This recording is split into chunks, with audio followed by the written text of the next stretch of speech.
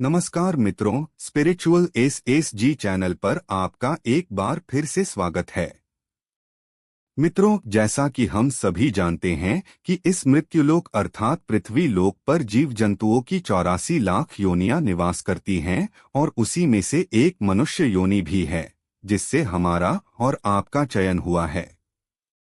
दोस्तों, हमने आपको अपनी इस वीडियो में बताया है कि मृत्यु के बाद प्राणी को उसके कर्मों के हिसाब से अगला जन्म मिलता है और जब कोई प्राणी अपने पिछले जन्म में अधिक से अधिक सत्कर्म करता है तो उसका जन्म मनुष्य योनि में होता है। परंतु मित्रों, धर्मशास्त्रों की माने तो अन्य सभी योनियों की अपेक्षा जीव को मनुष्य योनि में ही सबसे ज्यादा कष्ट भोगना पड़ता है। आज की इस वीडियो में हम आपको यही बताने जा रहे हैं कि मनुष्य को माता के गर्भ से मृत्यु तक किस किस तरह के कष्ट भोगने पड़ते हैं, जिसका वर्णन भागवत पुराण में किया गया है। मित्रों, जब भी कोई प्राणी मृत्यु के बाद मनुष्य योनि में जन्म लेता है तो वह सबसे पहले ईश्वर द्वारा निश्चित पुरुष के वीर्य के रूप में स्त्री के गर्भ में प्रवेश करता है। वहां एक रात्रि में स्त्री के रज मिलकर वह एक कलल बन जाता है।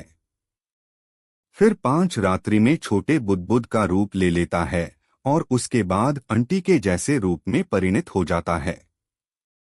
इसी तरह 1 महीने में उसके सर निकल आते हैं, 2 मास में हाथ पांव आदि अंगों का निर्माण हो जाता है और 3 मास में नाक, अस्थि, चर्म यानी त्वचा, स्त्री पुरुष के चिन्ह तथा अन्य क्षेत्र उत्पन्न हो जाते हैं। 4 मास में उसमें मांस उत्पन्न होने लगता है।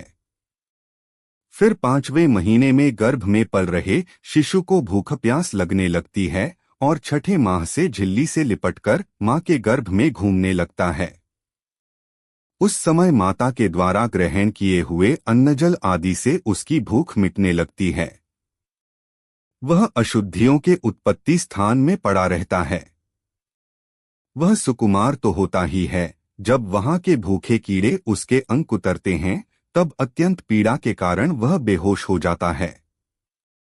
इतना ही नहीं, मां के खाए हुए कड़वे, तीखे, गर्म, नमकीन, रूखे और खट्टे आदि पदार्थों का स्पर्श होने से उसके सारे शरीर में पीड़ा होने लगती है।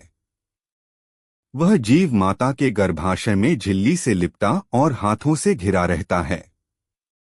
उसका सिर पेट की ओर, पीठ और गर्दन कुंडलाकार मुड़े रहते हैं। माता के गर्भ में पल रहे शिशु को भूख प्यास लगने लगती है और 6ठे माह से झिल्ली से लिपटकर मां के गर्भ में घूमने लगता है।